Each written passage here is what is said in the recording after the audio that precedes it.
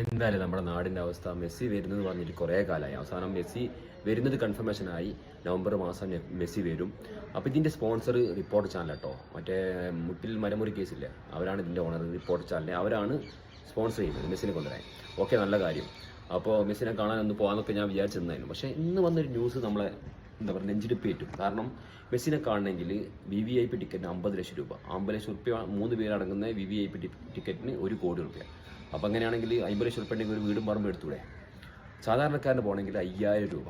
അപ്പോൾ ഇത്രയും ചാർജ് ഈടാക്കി കഴിഞ്ഞാൽ മെസ്സിനെ കാണാൻ ആരെങ്കിലും പോവോ എന്നൊരു സംശയമാണ്. കാരണം TV കണ്ടാൽ പോരെ. അപ്പോൾ ഇത് കണ്ടപ്പോൾ എനിക്ക് വേറൊരു കാര്യമാണ് വന്നത്. കാരണം ചൂരൽമല ദുരന്തം ഉണ്ടായിരുന്നല്ലോ വയനാട്ടിൽ.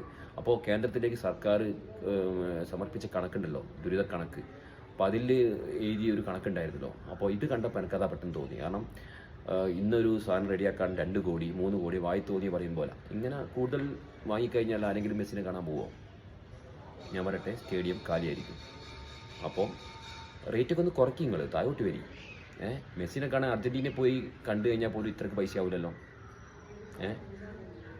വേൾഡ് കപ്പിലൊന്നും, ഖത്തർ വേൾഡ് കപ്പ് നടന്ന സമയത്തൊന്നും ടിക്കറ്റിന് ഇത്ര പൈസ ഒന്നും ആയില്ല. നിങ്ങൾ ആദ്യം എന്താ പറയുക, ഈ വായി തോന്നിയ റേറ്റ് ഒന്ന് ഒഴിവാക്കുക.